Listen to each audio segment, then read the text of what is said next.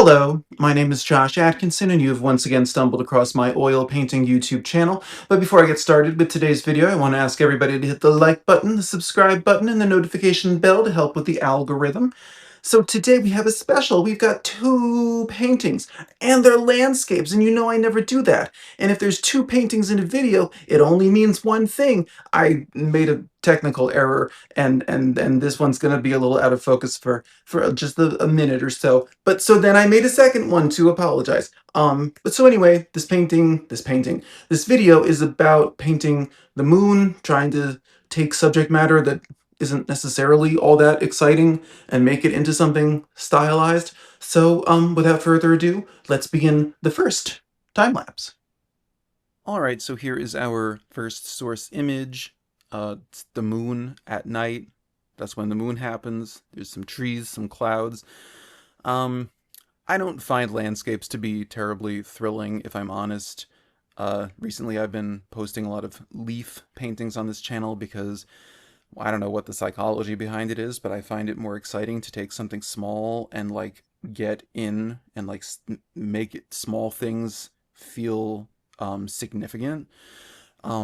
Whereas like a landscape, the job is to take something that's like overwhelming in its significance. Like the human mind can't really process the sky or a mountain or the ocean.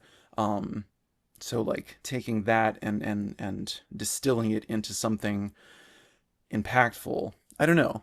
I think that's just a talent that doesn't come naturally to me. Much like on this day, keeping the painting in focus, I blame my camera because it has a mind of its own, because that's what we want tech to do now. But anyway, I'm also going to say you're welcome because, hey, look, what does every painting instructor tell you to do? Squint. You don't have to. You can just look. You can see I'm throwing purples down and pinks down. The moon's got some yellow around it. Now I got some orange in the clouds, all these warm colors that I don't associate with nighttime, but somehow the moon does, like, create that, I guess, because it's reflected sunlight. I'm not a scientist, but yeah, I don't know. I watch landscape paintings on YouTube, and I'm excited the way other people do it. I'm trying to implement some of what they're, you know, doing. It's called like sky holes, which is like basically like you paint in the color of like the mass of the trees, and then you poke holes in it of the sky behind it, and then those are sky holes, and what's left behind of the original mass of tree color, which obviously would be green during the day, and here it's a black. I make it out of ultramarine blue and burnt umber, but it's what's left behind that forms the tree branches and tree leaves. So I find that to be a very interesting technique, and that seems to be like the law. Like that seems to be the way that one paints trees. Um, so yeah, I'm practicing it. I go maybe a little too heavy, because the other thing with landscapes is that you can kind of stray a lot more from your source image than you can in certainly in a portrait. So maybe I add too much darkness and then I take some more away. But basically, I don't think of the moon as the most exciting subject for a painting. I think you have to push it a lot further. I think that you have to kind of take it to a place of near abstraction, distortion, kind of like Van Gogh, who I will mention in the outro. Otherwise, it's just sort of like, well, that's nice. So with this next painting, I push it a little bit further toward abstraction, but I don't know. There's definitely room to take it further. But so anyway, I still got to learn a lot about color with this, and a lot about value, like the trees have to ultimately be the darkest thing, even if the sky is dark behind them.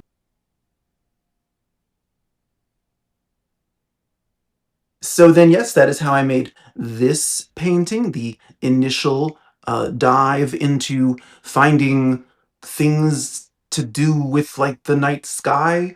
And I, as you can see, I found plenty of interesting colors and brush strokes. But since I did not film it quite well, um, I'm giving you a supplemental time lapse, which begins now. All right, so here is our second source image. It's the moon again. No trees this time. There actually are a couple tree branches in the lower left corner, but that felt like when something takes up so little of the canvas and is not the focal point, it just kind of feels like a distraction, so I would not advise adding it in. This is, what I was just saying about what I'm learning about landscapes from YouTube is that it's kind of up to you. Like, you can use the source image as inspiration, but ultimately it's more important that you create an interesting composition, that you create visual interest through contrast and placement of various elements. So that's why I did not include the tree branches.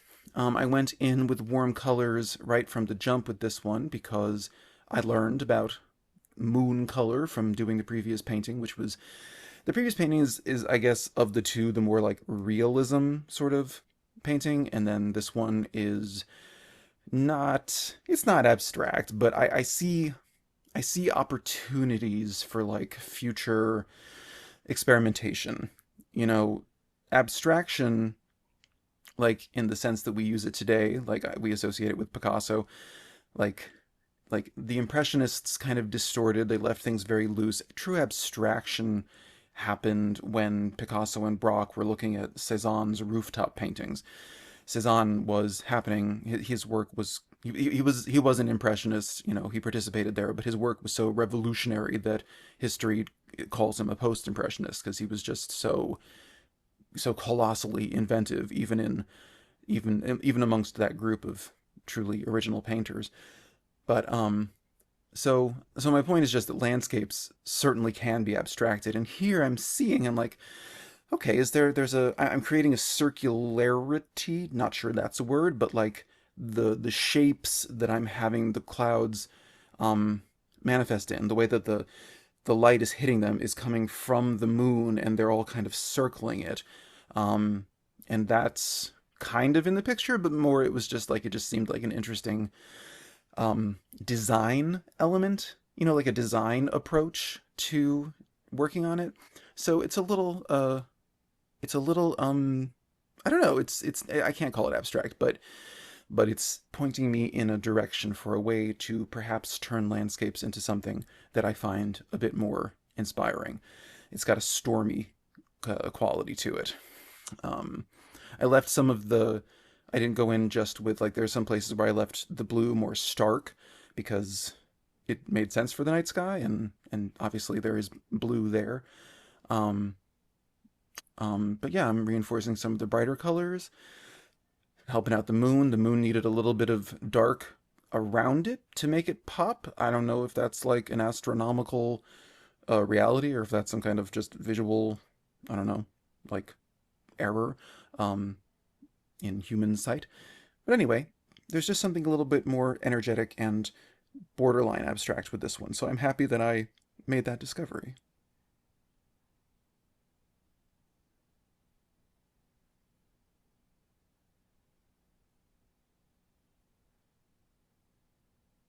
So then, yes, that is how I arrived at this moonscape. You can see in both of them, just, I don't know, I found all these opportunities for warm colors, which is not something I associate with the night sky. I don't think of pinks, yellows, oranges in the night sky. I think of purples and blues, but I kind of found them. And if I had moments of doubt where I was like, am I pushing this past realism? I reminded myself that this is my YouTube channel and I'm going to do what I want with it. And also that Vincent van Gogh added all kinds of crazy colors to his moons and his stars, and nobody in the history of art ever did, a moonlit sky better than old Vincent.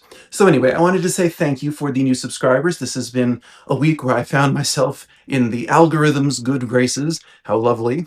If you enjoyed this video, then you can check out last week's, where I continue my series of leaves, or the previous week where I did my first YouTube collab with my friend Sawdust. And yeah, that's everything I can think to say. I will see you next week with a portrait of a public figure who people have opinions about, and it'll be fun. So, all right. I hope you enjoy public figures. I hope you can find a single one to enjoy in the next 7 days. But yes, I will see you then. So, okay, bye-bye.